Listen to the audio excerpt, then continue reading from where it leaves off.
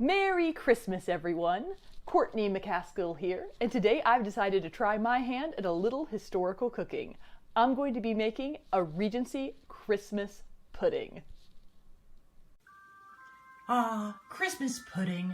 What could possibly go wrong? Quite a lot, as it turns out. Welcome to the official Christmas pudding video of the year 2020. The cookbook I selected is The Art of Cookery Made Plain and Easy by Hannah Glass. This was an extremely popular cookbook, reprinted 40 times between 1747 and 1843. If you want to check it out, many of these editions are available online for free over on Google Books. Now, I just needed to choose which pudding I was going to make. It was not an easy decision because, believe me, the Georgians loved their puddings. By my count, there are 87, yes, 87 different pudding recipes in the 1803 edition of The Art of Cookery. There are plum puddings and steak puddings, orange puddings and carrot puddings, calf's foot puddings, spinach puddings, and even special puddings just for captains of ships. I finally decided to make a classic boiled plum pudding. Most of the ingredients are pretty familiar, but I've got to confess, I didn't know what suet was. I've learned that suet is a particular type of beef fat that comes from right around the kidneys of cows. It can be pretty tough to find outside of Great Britain. If you're unable to obtain suet, you can substitute another highly saturated fat, something that's really solid at room temperature, like Crisco or lard. I also want to point out the final instruction. Boil it 5 hours. Wow, boil it for 5 hours? So if, like me, you prefer a smaller, personal-sized Christmas pudding, historical cooking expert Paul Couchman advises that those can be boiled for 1 hour. So here are our ingredients all measured out. You'll note that I'm halving the recipe, which is why I have 4 eggs instead of 8.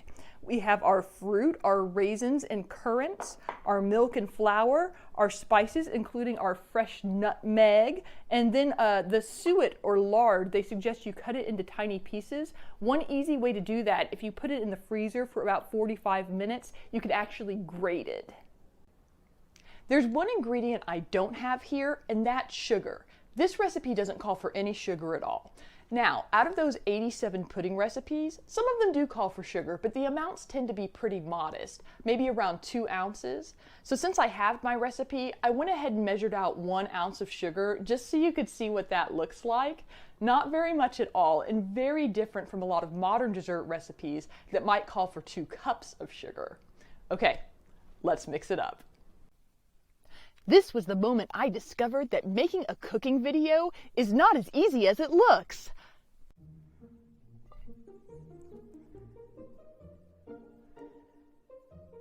Okay, better turn this off. Now my hand is covered in lard. Okay, so now I'm going to add the ginger. Get all of that in there. And grate the nutmeg. And hopefully it is going to smell like Christmas in here. Whoops, okay. Drop the whole nutmeg into the bowl.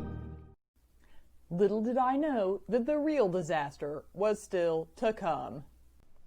Okay, I've got my batter all mixed up. I just want to show you what it looks like. As you can see, lots of raisins, lots of currants, and it's really quite thick. Now, before we can proceed to the next step, let us pause and consult Hannah Glass's rules to be observed in making puddings. That's right, these are rules, not suggestions. Disregard them at your peril. I can only assume that, should you disregard her rules, you might be visited by the ghost of Hannah Glass herself, an event I like to refer to as the ghost of Christmas pudding. So the rules basically cover how to assemble the puddings. I'm going to tip my camera forward so you can see. I've got my hot water going. So what you're going to do, you're going to take your muslin cloth, you're going to dip it into the hot water. Try not to let it get too tangled up on you because they will want to fold up. And then you're going to flour it on both sides. So just sprinkle some flour on there. Oh my God, and they're on fire. They're actually on fire. So I'm gonna have to cut away here for just a few seconds because, yeah, I said a few bad words at this point, and this here is a family video. but it should be safe now. So let's go back there and see if I can put out that fire. Into the water. Ah, historical cooking. Not for the faint of heart, but you'll be pleased to see that my house is still standing, so let's continue, shall we? I'm going to tip the camera forward so you can see. So those pudding rules that I mentioned, they cover basically how to assemble the puddings. So you take your muslin cloth and you can tuck it into a little bowl, scoop a little bit of your batter right on inside, just like so.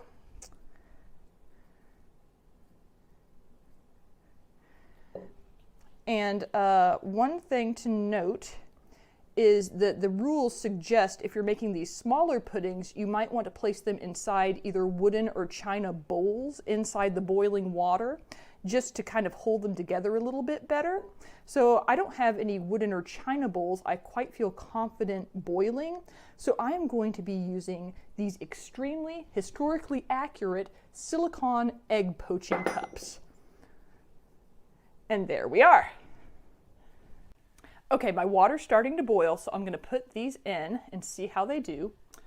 One tip that I read online, if you're making one of those really big puddings that has to boil for multiple hours and you're worried that your water is going to boil down, keep your kettle on the stove nice and warm right next to your pot, and that way if you just need to top it off, you have some hot water all ready to go. Okie doke, let's see how those do. Okay, so an hour has passed, so let's take the puddings out and see how they look.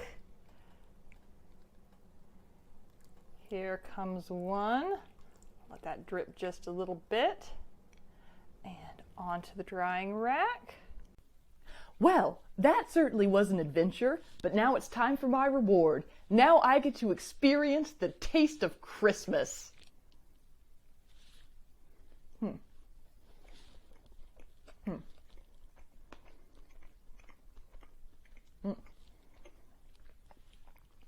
Christmas tastes very strongly of raisins, but I can tell you one thing.